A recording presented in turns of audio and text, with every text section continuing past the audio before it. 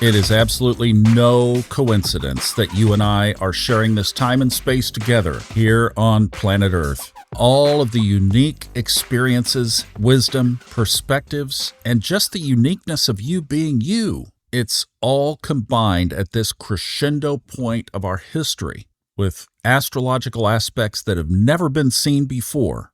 And we're here. And we are going to be shaping the future. Hi, everybody. Thomas Miller welcoming you to the Monday edition, May 19th of the Fun Astrology Podcast.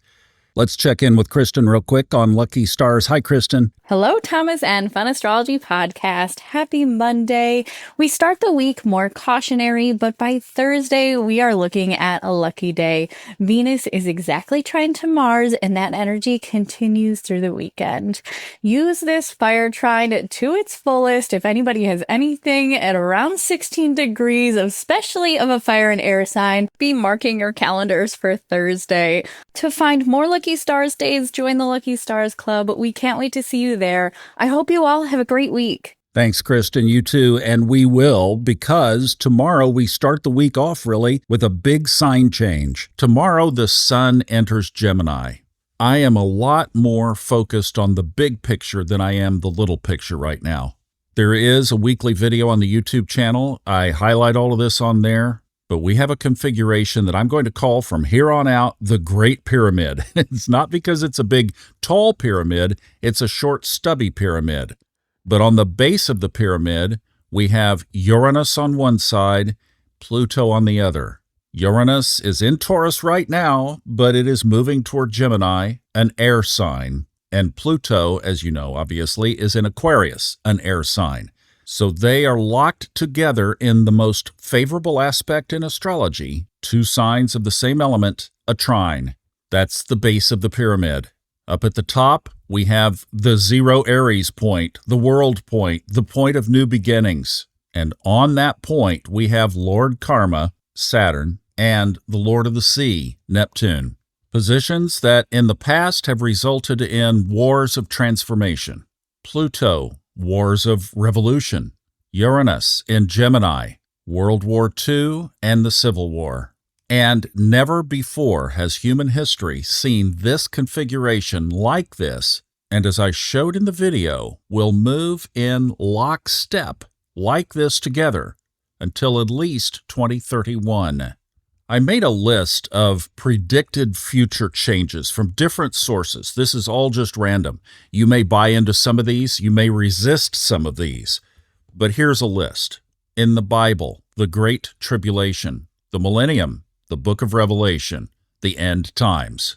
Dolores Cannon, the shift into 5D higher consciousness. George Bush and his New World Order, or Klaus Schwab and the Great Reset. Or The Fourth Turning from Howe and Strauss, The New Age of Light from Alice Bailey, Rudolf Steiner and his 7 Epics, Human Design and the Shift of Consciousness around 2027, and old apocryphal writings from things like the Book of Enoch, Nostradamus, and even the Mayan calendar. For a long time, prophets and seers have been forecasting something like what could be happening with this Great Pyramid. Tomorrow, the sun moves into Gemini. Kristin has some great thoughts on this for us tomorrow, but from this bigger macro perspective, it shines a spotlight on the changes that could be ahead of us. Uranus takes 84 years to go around the sun. The last time it was in Gemini were the years of World War II.